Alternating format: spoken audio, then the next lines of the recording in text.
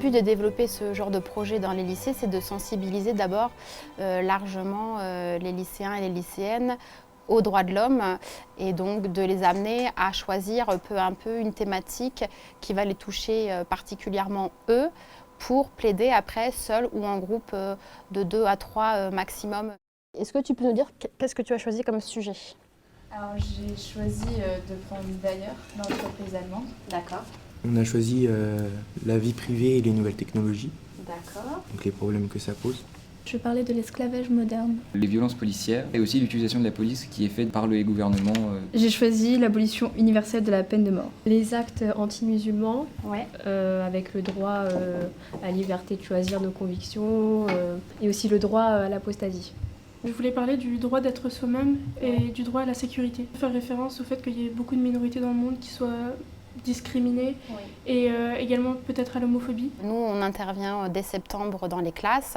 Dans ce cours d'engagement moral et civique, EMC, pourront avancer sur leur argumentaire de fond, c'est-à-dire d'abord sur l'écrit et après progressivement, au bout de quelques mois, de travailler sur le développement de cette plaidoirie transmise à l'oral, donc travailler ce qu'on appelle l'art oratoire et de toucher le public et de réussir à convaincre l'auditoire.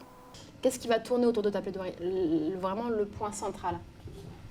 Je pense plutôt me centrer sur le fait qu'ils détruisent tout le marché de l'agriculture. J'ai vu que le problème de certaines personnes qui étaient sur Facebook et qui se faisaient pirater, c'est que la CNIL ne pouvait pas supprimer les comptes Facebook. Je parlais de l'article 23 de la Déclaration universelle des droits de l'homme qui dit qu'on doit avoir des conditions satisfaisantes de travail. La garantie des droits de l'homme et du citoyen nécessite une force publique. Cette force est instituée pour l'avantage de tous et non pour l'utilité particulière de ceux auxquels elle est confiée. Donc la peine de mort ne dissuade pas. Mais pourquoi ça ne fonctionne pas alors? Pourquoi cet argument ne suffit pas? Tu vois, il faut que tu nous montres aussi les arguments des opposants et que toi tu les démontres un à un. C'est que punir un crime par un crime, finalement, est-ce que c'est encore légitime? La laïcité, c'est le respect de toutes les religions. La laïcité, c'est pas éteindre ta religion, c'est pas l'effacer. Je prendrais par exemple donc, les exemples avec les Ouïghours en Chine, donc qui sont internés dans des camps de concentration. En plaidoirie, tu peux avoir ta conviction, tu peux avoir un avis tranché. Mais si tu es convaincu et que tu as des arguments qui tiennent la route, c'est pertinent. Mais il faut qu'on sente une logique, un fil conducteur. Parce que c'est vrai que là j'ai deux axes différents. Et si, mais c'est intéressant aussi. Celui qui m'intéressait le plus vraiment c'était le droit d'être soi-même. Oui. C'est une sollicitation initiale des élèves qui sont venus me trouver en disant est-ce que vous avez connaissance de l'existence d'une plaidoirie? J'ai répondu que oui, j'étais au courant. Il nous manquait quelque chose de central cette année. Et en fait dès le début de l'année, on a décidé du coup de tous les quatre de s'associer pour créer quelque chose. Donc on a d'abord démarché la Ligue des droits de l'homme. Nos motivations, elles partent d'un constat, c'est que malheureusement, au lycée, donc la théorie est vraiment mise en valeur, mais malheureusement, l'art oratoire, si on peut dire, est plutôt délaissé. Et donc on s'est dit que pouvoir proposer aux gens un projet d'éloquence, mais en même temps basé sur des vraies valeurs. C'est l'une des premières fois de leur vie où ils peuvent vraiment défendre une cause qui leur est chère, où ils peuvent être amenés à faire preuve d'éloquence, là où au quotidien ils n'ont pas été forcément confrontés à des prises de parole aussi qui peuvent revêtir un caractère assez solennel. Ça fait de la vie dans le lycée, ça permet d'avoir un projet et les personnes sont contentes de participer aux permanences toutes les semaines avec des professeurs engagés et la Ligue des droits de l'homme. Ça permet aussi de faire collaborer les élèves entre eux et de, pourquoi pas, au final, de peut-être trouver un talent caché. Moi, la dimension que j'y vois, c'est ça, c'est l'ouverture vers l'extérieur, c'est le fait qu'on sorte des murs. Nos objets d'enseignement ne sont pas dissociés de la réalité du monde qui nous entoure. Nous sommes en guerre sanitaire, certes. Nous ne luttons ni contre une armée, ni contre une autre nation. Mais l'ennemi est là, dès demain, midi. Et pour 15 jours au moins, nos déplacements seront très fortement réduits. Okay, très bien. Bon, écoute, moi ça tourne, donc c'est quand tu veux. Du coup, on s'est vraiment posé la question, est-ce que on abandonnait comme on l'a fait à Mireille Grenet et à Jean Calvin en format classe, où on voyait qu'on n'arrivait pas à maintenir un contact avec, en tout cas, tous les élèves. Mais là, ils étaient très motivés et ils étaient demandeurs pour vraiment finaliser la plaidoirie, réussir à plaider. Du coup, on a lancé les visios. Et chacun des 13 élèves a pu passer à peu près 2 fois. Deviens qui tu es, disait Nietzsche. Alors aujourd'hui, je vous pose la question suivante. Qui êtes-vous ? L'artiste ne doit pas s'abaisser à être le laquais du public. Le devoir et le privilège de l'artiste est l'affirmation de soi. Voilà ce qu'a dit Oscar Wilde en 1895 dans le but de prôner la liberté d'expression dans l'art avec un grand A. Eh bien, ce n'est toujours pas gagné. Nul ne doit être inquiété pour ses opinions, même religieuses, pourvu que leurs manifestations ne troublent pas l'ordre public établi par la loi. L'état d'urgence, qu'est-ce que c'est d'abord ? Donc ça permet à l'État de surmonter et de pouvoir résoudre la crise beaucoup plus facilement. Ça permet de restreindre en fait les libertés individuelles de la population. Le but c'est qu'on ait un peu plus qu'un exposé écrit où tu donnes des faits. Et donc on a pu leur donner des conseils avec les jeunes du CVL, les professeurs référents et puis les bénévoles de la LDH qui étaient présents. Ces graines conditionnent la vie, notre vie. La vie ne se crée pas en laboratoire et surtout la vie ne se possède pas. On doit presque voir se transformer la jeune femme que tu es, qui, malgré cette espèce de très douce tranquillité, a des choses à nous dire. Avez-vous remarqué mon pull ? Vous voyez cette marque ? Vous la connaissez ? Vous visualisez déjà l'étiquette Made in China ou Made in Bangladesh dessus ? Mais les conditions de travail, vous les visualisez aussi ? Il y a une chose qu'il faudrait que tu affines, c'est arriver à mettre un peu plus d'affect sur certains passages encore. Pour ou contre la peine de mort ? C'est une question que s'est posée la France au début des années 80. Suite à ce débat, la France abolit la peine de mort le 9 octobre 1981 grâce à Robert Badinter. Mais qu'en est-il des autres pays ? Et c'est triste aussi de voir que la plupart des manifestations aujourd'hui sont accompagnées de violences. Je ne veux pas vivre dans un monde dans lequel tout n'est que superficiel. Et je ne veux très certainement pas que mes enfants apprennent à définir une personne grâce à un nombre de points. Alors aujourd'hui, pour ma part, je pense qu'être femme, c'est être plus touchée par la précarité. Je pense qu'être femme, c'est être plus touchée par l'analphabétisme. Je pense qu'être femme, c'est être plus touchée par le sexisme. Non mais de toute façon les gars, je vais vous dire un truc. C'est notre faute si on est aussi vulnérable. On décide de ce qu'on aime sur les réseaux sociaux et on décide également de s'inscrire sur ces réseaux sans même regarder les conditions d'utilisation. Ce que j'en pense, ça suffit. Je suis utilisé, Tom et Charles, vous êtes utilisés, nous sommes tous utilisés. S'il y a un petit malin qui se croit moins vulnérable que les autres, eh bien c'est faux.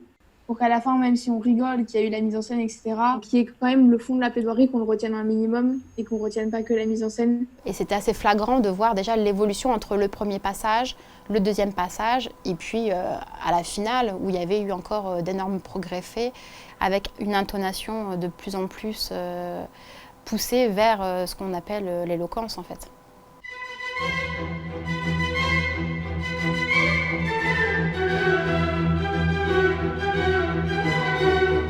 Bonjour à tous, bienvenue au lycée Pierre Dailly, dans cette salle Imago Mundi qui accueille aujourd'hui ce concours de plaidoirie au long cours, puisque voilà, une entreprise commencée il y a plusieurs mois et que les événements ont failli ne jamais voir aboutir. En France, on retrouve également des faits que l'on peut qualifier de discriminatoires, comme les hommes qui gagnent 19,2% de plus que les femmes, 19,2% de plus. Vous rendez-vous compte, cher jury, cher public ? Samedi, j'étais à la manifestation à Paris, justement contre les violences policières et contre le racisme aussi dans la police. Et pour la première fois, véritablement pour la première fois, j'ai eu peur. Il aura donc fallu attendre 1135 décès, 2500 blessés et un immeuble effondré pour que des mesures basiques soient mises en place dans seulement 1000 usines sur 4000 au Bangladesh. Qu'attendent toutes ces enseignes ? Cette ambiance à la Black Mirror ou encore 1984 est bien loin de ne pas nous affecter. En effet, la France deviendra bientôt le premier pays européen à utiliser la reconnaissance faciale afin de donner à ses citoyens une identité numérique sécurisée. Certaines populaces et associations puritaines, ou devrais-je dire coincées du cul, pensent qu'il y a des sujets dont on ne doit pas parler, surtout avec les enfants. Après tout, que deviendrait-il si jamais ils voyaient un vagin sur l'une des peintures de notre patrimoine culturel, comme l'origine du monde de Courbet? Bon après, ça ne les empêche pas d'aller sur Pornhub en cachette, mais bon.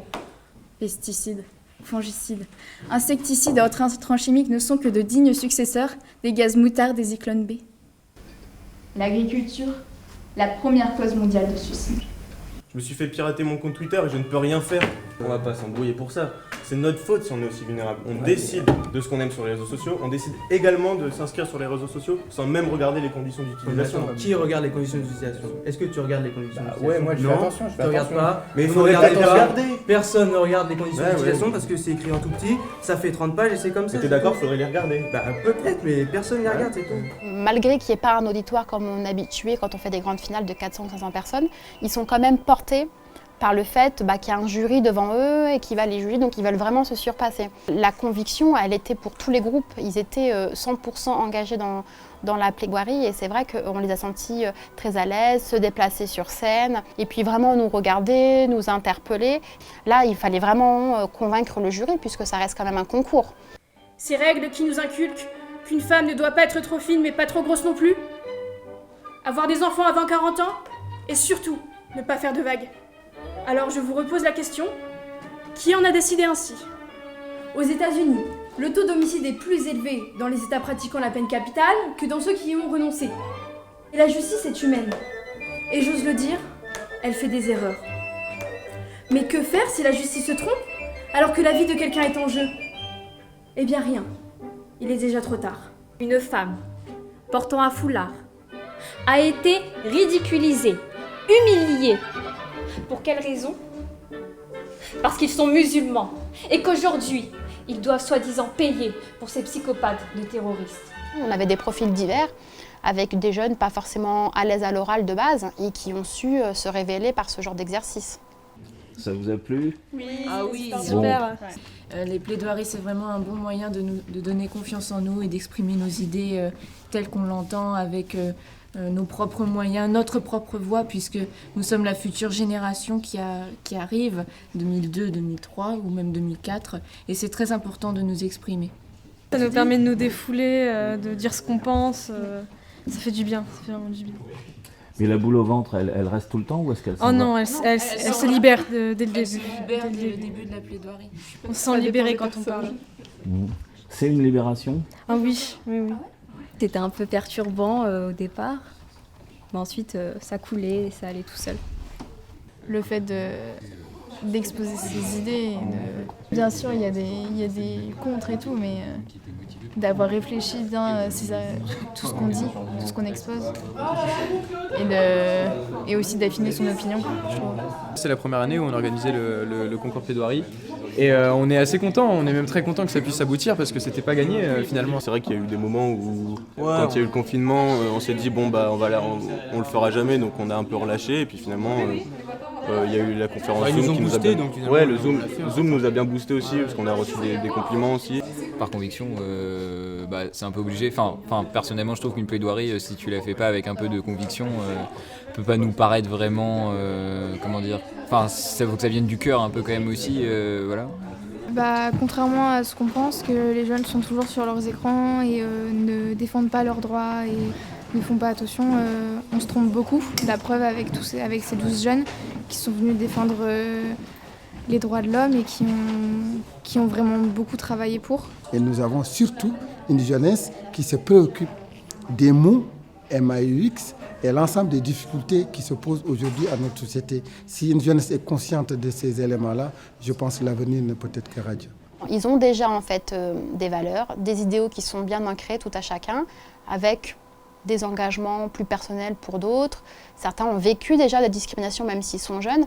Et donc on les sent vraiment engagés et on se dit qu'on a réussi la mission quand derrière ils sont convaincus et qu'ils gagnent en autonomie et en indépendance. Ok, on a notre top 4 et on était vraiment tous très impressionnés de vos plaidoiries à vous tous. Donc bravo encore une fois. Alors, Le prix spécial est attribué à donc Yannis, Charles et Tom pour la qualité de leur mise en scène et de leur discours.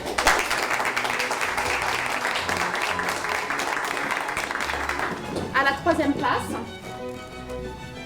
Maëlys Descroix pour Bayer, la science au profit de l'humanité.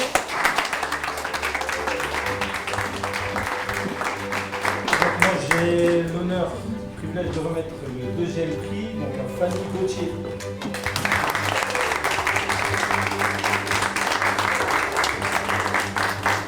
et donc la première place, avec plus trop de surprises maintenant, il faut dire, Messia avec Piège mortel.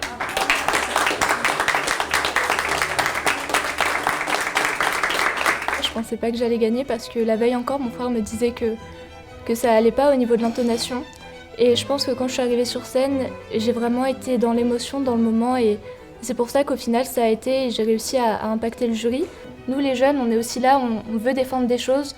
On peut aussi parler, s'exprimer. Et je pense que ce concours, c'est un bon moyen justement pour parler, pour dire réellement ce qu'on pense, pour montrer que oui, les jeunes ont des choses à dire, on a des valeurs et on veut aussi vous les montrer. On n'est pas juste des jeunes qui se laissent faire par les adultes, on a des choses à dire et le concours de plaidoirie, c'est justement le bon moment pour les dire.